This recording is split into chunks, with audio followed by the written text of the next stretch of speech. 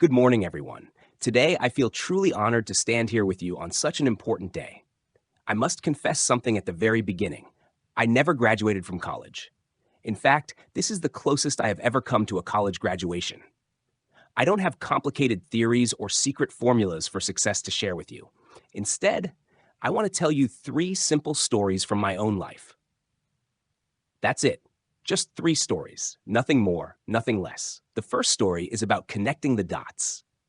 I dropped out of Reed College after only 6 months. At that time, I felt I didn't know why I was in the classroom, I didn't know what I wanted to do with my life, and I couldn't see where the road ahead would lead.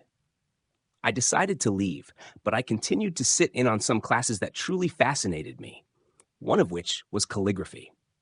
I learned about beautiful typefaces, about the art of spacing, about the elegance of each stroke.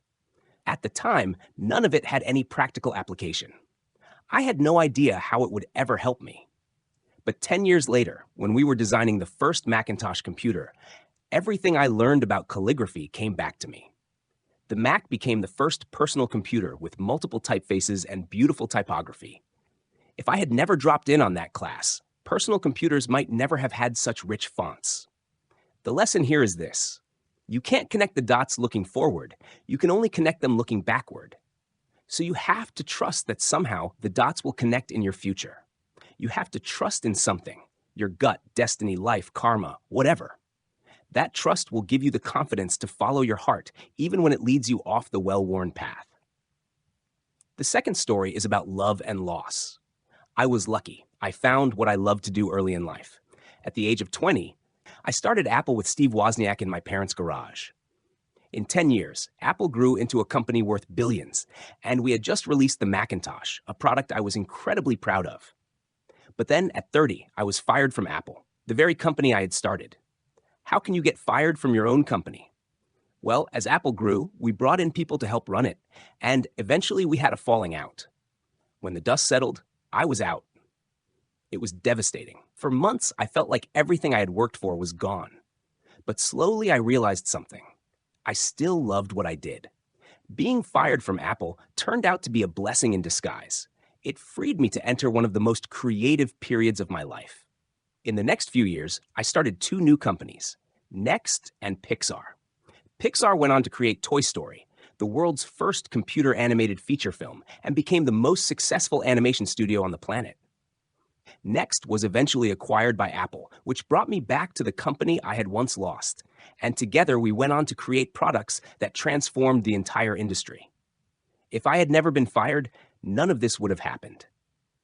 So remember this. Sometimes life hits you in the head with a brick. Don't lose faith. The only thing that kept me going was that I loved what I did. You have to find what you love. And that is as true for your work as it is for your relationships. If you haven't found it yet, keep looking. Don't settle. As with all matters of the heart, you'll know when you find it. The third story is about death. About a year ago, I was diagnosed with pancreatic cancer. The doctors told me I would likely live only a few months. I lived all day with the fear that the end was near. Later, after further tests and surgery, I was fortunate enough to discover that the tumor was operable, and I survived. But that experience left me with a deep understanding.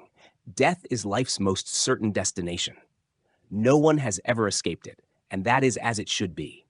Death is very likely the single best invention of life. It clears out the old to make way for the new. Since then, every morning I ask myself, if today were the last day of my life, would I want to do what I am about to do today? And whenever the answer has been no for too many days in a row, I know I need to change something.